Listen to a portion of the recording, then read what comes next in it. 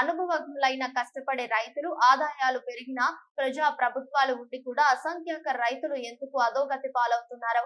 అన్ని రంగాలు దినదినాభివృద్ధి సాధిస్తున్న ఒక వ్యవసాయ రంగం మాత్రమే ఎందుకు పూజించుకుపోతుందని, ఆర్థికాభివృద్ధి ఎగసి పడుతుందని గొప్పలు చెప్పుకుంటున్న పాలకులు వ్యవసాయాభివృద్ధిపై నీళ్లు నమలడం ఎందుకు? ఎన్ని ఇబ్బందులు ఎదురైనా వెనకకు తగ్గకుండా మొండి ధైర్యంతో రైతులు సేద్యం కొనసాగిస్తున్నారు కాబట్టే ఈ మాత్రం అన్నమైన జాతికి దొరుకుతున్నది. వారు కూడా విరక్తితో ఒక ఏడాది కాడి పడేస్తే మన దేశంలో ఉన్న 140 కోట్ల జనాభా గతి అధోగతి కాక తప్పదు. వ్యవసాయ రంగన్న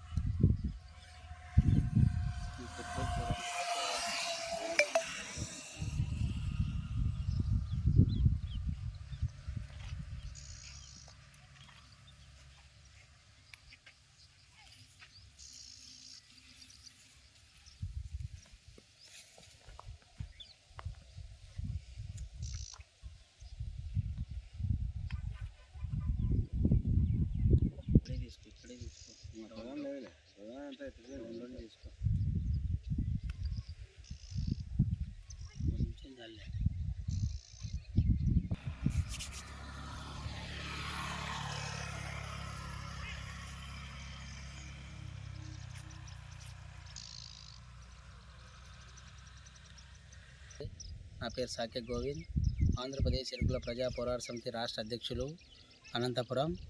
ఈరోజు జయరాం రెడ్డి అనే వ్యక్తి పామిడి మండలం గజరాంపల్లి గ్రామంలో మిరప రైతు దగ్గర రావడం జరిగింది. ఈ మిరప రైతుకి ఈరోజు ఈ యొక్క పంట నష్టం గురించి ఒకసారి వివరించడానికి వచ్చాము. రైతు జయరాం రెడ్డి గారు గజరాంపల్లి వాస్తవులు. దాదాపుగా ఈ యొక్క 3.5 ఎకరాల్లో మిరప పెట్టడం జరిగింది. కానీ ఈరోజు మేము ఒక చిన్న బాధను వ్యక్తపరుస్తాము రైతుల తరపున. ఈ యొక్క రైతుల కోసము ప్రభుత్వాలు ఎన్నెన్నో పథకాలు తెచ్చినా అధికారులు నిర్లక్ష్యం చేస్తూ కనీసం వాళ్ళకి అవగాహన, అంటే ఈరోజు ఏ మందు ఏది కొట్టాలనేది కూడా వాళ్ళకి అవగాహన లేక పంటల్ని చాలా అంటే రాబడి తెచ్చుకోలేకపోతున్నారు. మేము ప్రశ్నించడం ఏంటంటే, మేము డిమాండ్ చేయడం ఏంటంటే, దీనికి సంబంధించిన అధికారులు ఎవరైతే ఉన్నారో వాళ్ళు వచ్చి ఈ యొక్క అవగాహన ఇప్పుడు మిరప పెట్టారు.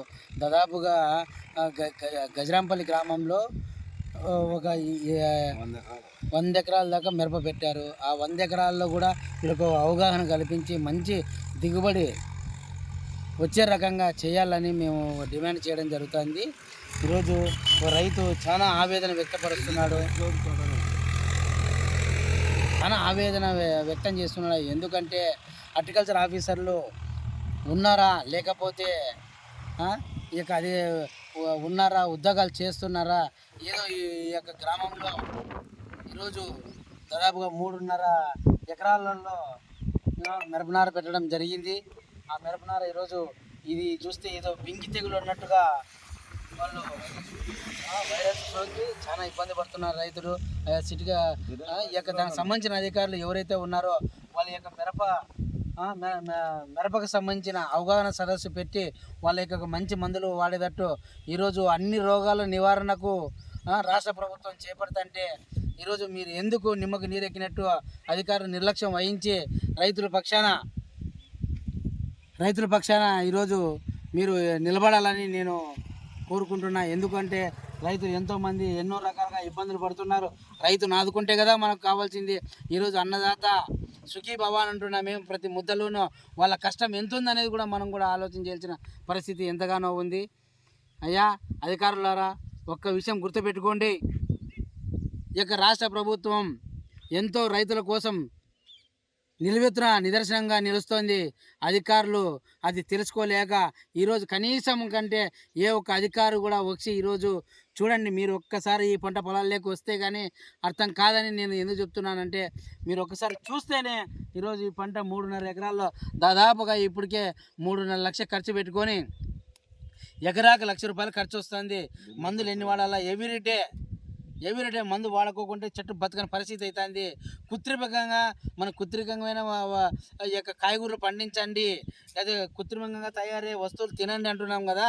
ఈరోజు ఈ రకంగా ఈ పరిస్థితి ఎదురైతే రాబోయే రోజుల్లో ఈ యొక్క మందులు కొట్టిన దానికి ప్రతి ఒక రైతు బాధపడడం వల్ల, ఒక రైతు బతకడం వల్ల జరిగే సిచ్యువేషన్ ఎట్టుంటే ఈరోజు ఈయన రైతు బతికినాడంటే 100 మందికి అన్నం పుట్టగలుగుతుంది. అదే రైతు ఆత్మహత్యకు చేసుకున్న స్థాయికి వచ్చినారంటే ఎందుకంటే ఈ యొక్క అధికారులు నిర్లక్ష్యం వహించడం బట్టే వీళ్ళు ఇలాగా వాళ్ళ బాధను వ్యక్తపరుస్తున్నాడు. కనీసం వచ్చి ఈ మందు ఇది చూడండి కొంచెం